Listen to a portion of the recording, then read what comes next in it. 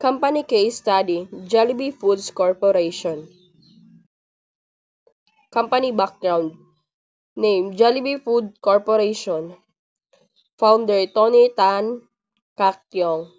Founded 1978. Headquarters, Pasig City, Philippines. Industry, food, fast food, restaurant chain. Description, Jollibee is the largest and most beloved fast food chain in the Philippines. It serves Filipino-style burgers, spaghetti, chicken joy, and other comfort foods. The brand represents Filipino pride, happiness, and togetherness. Marketing channels use. Marketing channel descriptions. Example, physical store. Over 1,500 branches nationwide serving dine-in and take-out customers. Online delivery app, Jollibee delivery app and website for easy ordering. Third-party platforms available on GrabFood and Foodpanda. Social media, active of Facebook, YouTube, Instagram, and TikTok. For promotion and storytelling, advertising media, TV, billboards, radio, and digital ads that highlight emotional storytelling.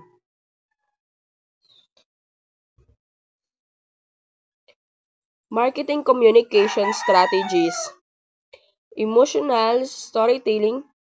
Jollibee's famous Kwentong Jollibee campaigns connect with Filipino values like love, family, and resilience.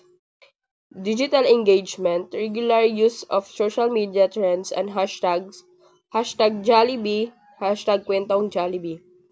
Promotion and limited offers, regular Jollibee promos such as family, bundles, and new products launches.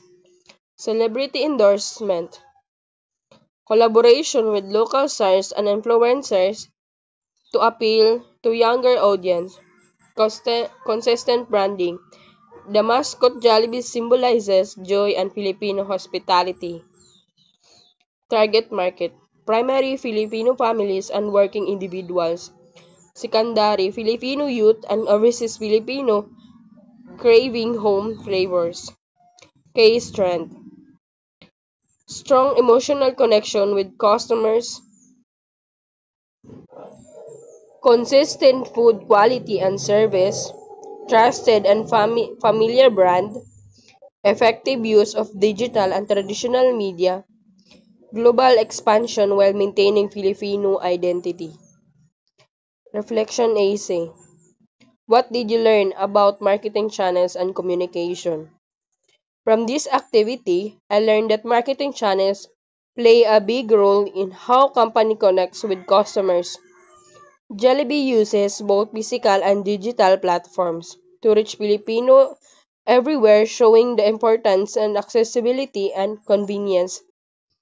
Their communication strategy focuses on emotional storytelling, which makes people remember and love the brand. Marketing is not just about selling products, it's about building relationship through consistent and meaningful communication that reflects customers' value. Which company strategy inspire you most and why? Jollibee marketing strategy inspired me as the most because it combines heartfelt communication with the smart business strategies. Their Kwentong Jollibee advertisements show how a brand can touch people emotions while promoting products. They know how to connect with every Filipino household by using familiar stories and real-life situations. What inspired me most is how Jollibee never forgets its Filipino roots even while expanding globally. It provides that authentic storytelling and cultural pride can make a brand both loved and successful. How can you apply these concepts in if you are starting your own business? If I were start to my own business, I would apply the concept of effective marketing channels and emotional branding.